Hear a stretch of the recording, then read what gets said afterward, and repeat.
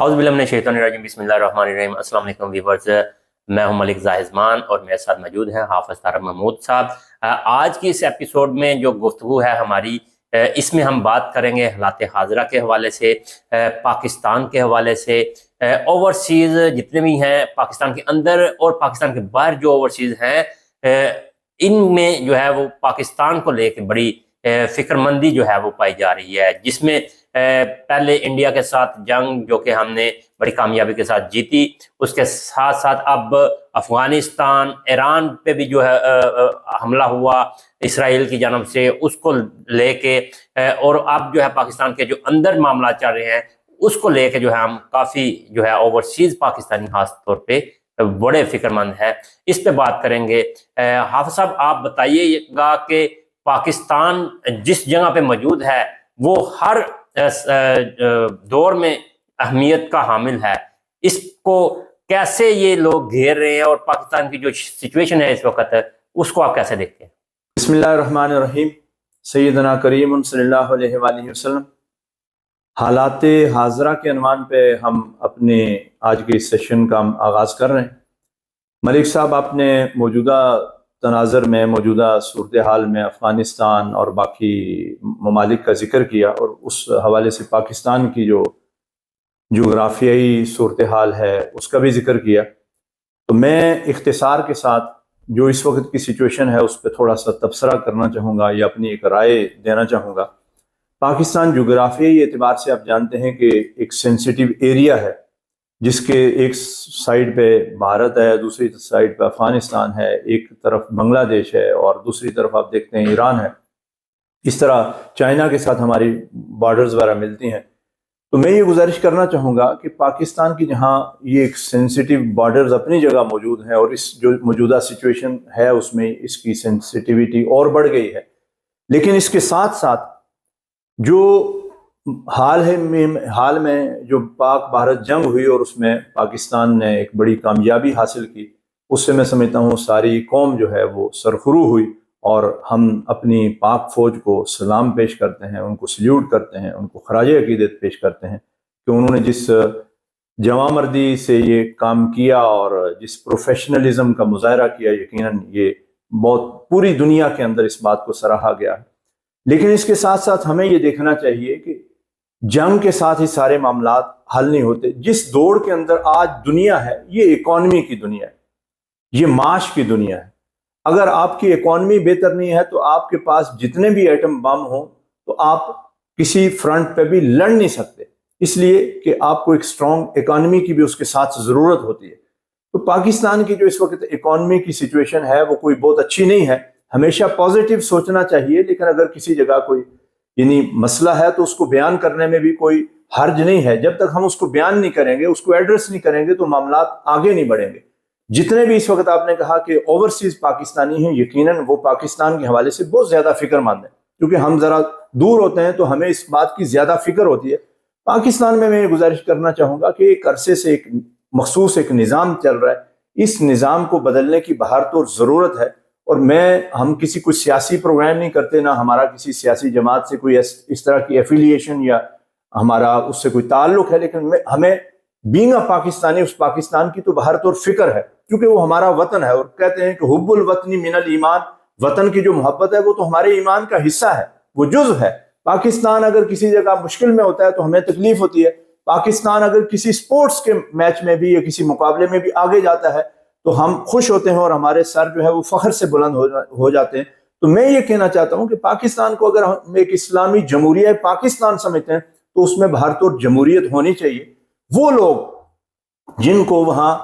اکثریت حاصل ہو یا جن کا وہ ووٹ ہو، اس ووٹ کی طاقت کے ساتھ انہیں آگے بڑھنا چاہیے، اور وہاں میں سمجھتا ہوں بیلٹ کی طاقت کو آگے بڑھنا چاہیے، بلٹ کی طاقت کو آگے نہیں بڑھنا چاہیے۔ تو جب آپ پازیٹیو کام کرتے ہیں تو پھر میں سمجھتا ہوں کہ اس وقت آپ کو ہر جگہ سے اپریسیشن ملتی ہے۔ تو میں یہ گزارش کرنا چاہوں گا اور میں یہ اپیل کرنا چاہوں گا تمام طبقات سے، وہ ہماری اسٹیبلشمنٹ ہو، وہ ہماری سیاسی جماعتیں ہوں، وہ ہماری مذہبی جماعتیں ہوں، کہ پاکستان میں اس وقت جو ہے، اس وقت ہم یہ لفظ بار بار بولتے اور شاید ہم پیدا ہوئے اس سے پہلے لوگ بھی، ہمارے والدین بھی یہی کچھ سنتے آئے کہ پاکستان اس وقت ہمارا ملک جو ہے وقت کے نازک ترین دور سے گزر رہا ہے۔ یہ جملے ہم نے بار بار سنے، یہ سن کے ہمارے کان تھک گئے، لیکن میں یہ گزارش کرنا چاہوں گا کہ اس وقت واقعی پاکستان انتہائی نازک دور سے گزر رہا ہے، اور ہر جگہ کتنے محاذ ہیں جن پہ ہم لڑ سکتے ہیں، اور کتنے محاذ ہیں جو اس وقت کھلے ہوئے ہیں۔ ہمیں بہر طور دانش مندی کے ساتھ اور باہمی یکجہتی کے ساتھ، ملی یکجہتی کے ساتھ آگے بڑھ کے ان مسائل کو حل کرنا ہوگا، تبھی یہ مسائل حل ہوں گے۔ اور بصورت دیگر یہ نہ ہو کہ کل کوئی ایسی سچویشن پیدا ہو کہ وہ کہتے ہیں کہ میرے منہ میں خاک، کہ کوئی ایسی صورتحال ہو کہ پاکستان جو ہے وہ ایسے مسائل کا شکار ہو جائے، یہ ایسی سچویشن پہ آ جائے کہ جس سے سنبھلنا پھر ہمارے لیے انتہائی مشکل ہو جائے۔ آپ صاحب پچھلے 70-75 سال سے پاکستان معرض وجود میں ہے، آپ بتائیے گا کہ پاکستان میں جو لیڈر ہے سیاسی طور پہ وہ کتنے کارآمد تھے؟ کیوں ہر دفعہ جو ہے 3 سال کا ٹنیور، 4 سال کا ٹنیور کے بعد جو ہے وہ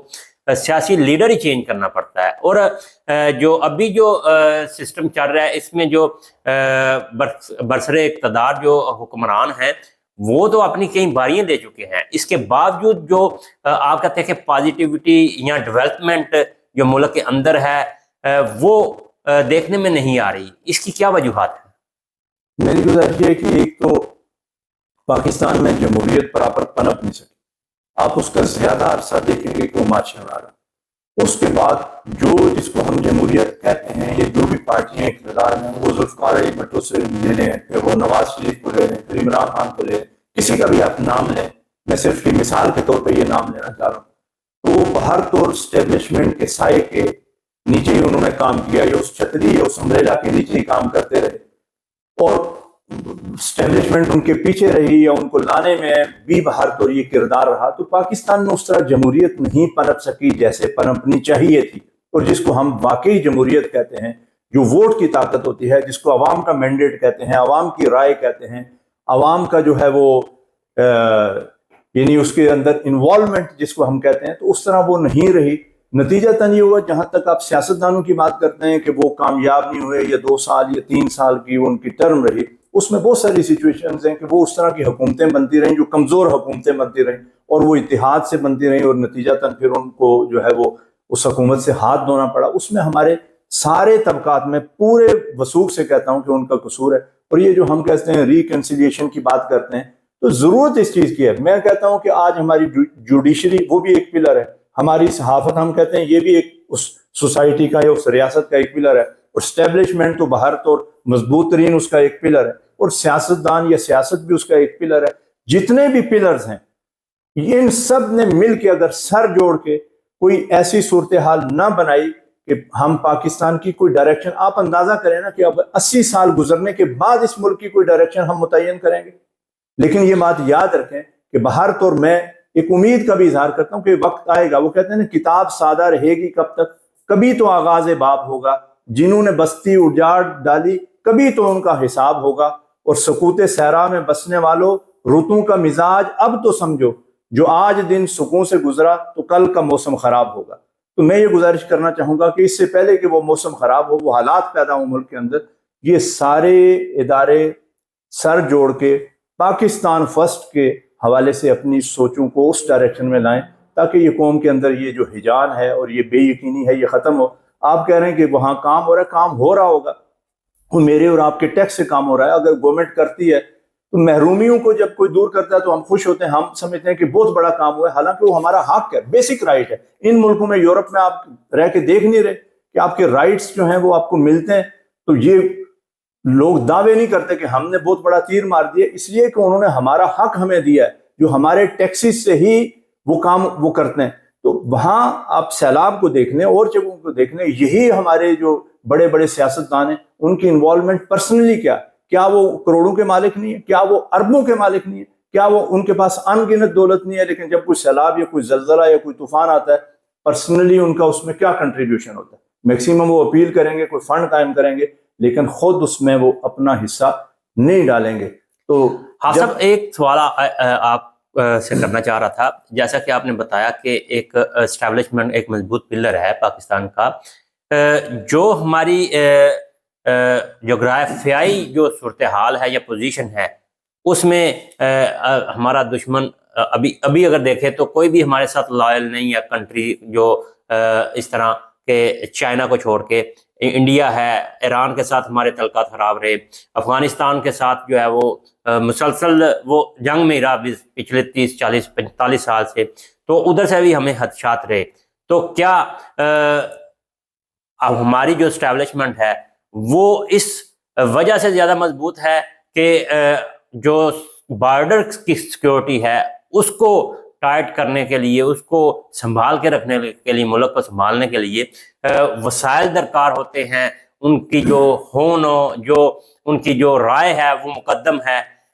اگر ہمارے سیاستدان جو ہیں وہ اس قابل ہوتے، ان کی رائے کے ساتھ مل کے آگے بڑھتے، یا مل کے انڈرسٹینڈنگ کے ساتھ، میوچل انڈرسٹینڈنگ کے ساتھ آگے بڑھتے، تو آج ہمارے سیاستدان بھی کچھ ڈیلیور کر رہے ہوتے. جی میں گزارش یہ کروں گا، ایک تو فوج کی ہم بات کرتے ہیں، پاکستان فوج، تو وہ کہتے ہیں کہ پاکستان سدا سلامت، اور ہماری فوج سدا سلامت، جو ہماری محافظ ہیں. اور جس طرح وہ بارڈرز پہ ہم آرام کی اور یعنی سکون کی نیند سوتے ہیں اور وہ ہمارے لیے جاگتے ہیں. لیکن جو اسٹیبلشمنٹ کی اگر ہم بات کرتے ہیں نا، ایک اسپیسیفک لفظ استعمال یا ورڈ استعمال کیا جاتا ہے، تو اس کی مضبوطی کی ایک وجہ تو بھارت اور سیاستدان بھی، ایک طویل بحث ہے کہ انہوں نے ان کو موقع فراہم کیے، حالات ایسے پیدا کیے، ان کو ایکسٹینشنز دیں، ایسی قانون سازی، دیگر ادارے مضبوط نہیں بنے، رستے بنائے، اپنے آپ کو مضبوط نہیں کیا، آپس میں لیگ پولنگ کی، اور ان کی آشیرواد حاصل کرنے کے لیے بہت سارے کام کیے. نتیجہ تن وہ پلر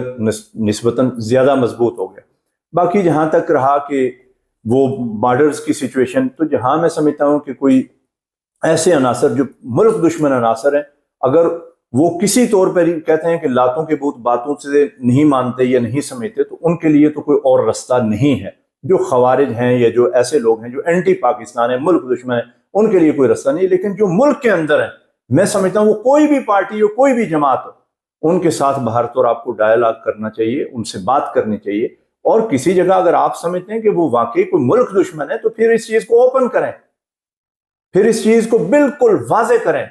پھر اس چیز کو ثبوت کے ساتھ قوم کے ساتھ لائیں. میں سمجھتا ہوں جو بھی ملک کے اندر کوئی جماعت یا تنظیم ایسی ہوگی جو واقعی ملک دشمن ہوگی یا ملک دشمن سرگرمیوں میں حصہ لے رہی ہوگی، اور آپ یہ پروف کر دیں، اس کا پروف لے آئیں یا اس کو پروف کر دیں، تو میں سمجھتا ہوں قوم کبھی اس کا ساتھ نہیں دے گی، اور قوم اس کو ساتھ لے کے نہیں چلے گی. یہ پاکستانی قوم ایسی نہیں ہے جو ملک دشمنوں کو سپورٹ کرے گی یا ایسی پارٹیوں یا جماعتوں کو کرے گی. جو بھی اس وقت کی صورتحال، ابھی جو لاہور کے اندر ہوا، مرید کے اندر ہوا، باقی جگہوں پہ ہوا، اس سے مزید جو ہے وہ تشویش بڑی ہے، اور حالات جو ہے وہ مزید پریشانی کا سبب بن رہے ہیں. تو میری یہ گزارش ہے، ہماری اس پروگرام سے یہ اپیل ہے تمام اداروں سے، ہم کہتے ہیں کہ خدا کے لیے ہوش کے ناخن لیں. یہ نہ ہو کہ ہم اتنے فرنٹ اور اتنے بارڈرز کھول دیں کہ پھر ہمیں اپنے آپ کو سمیٹنا یا سنبھالنا یا اس سچویشن کو ڈیل کرنا اور ٹیکل کرنا ہمارے لیے ناممکن ہو جائے. آپ صاحب،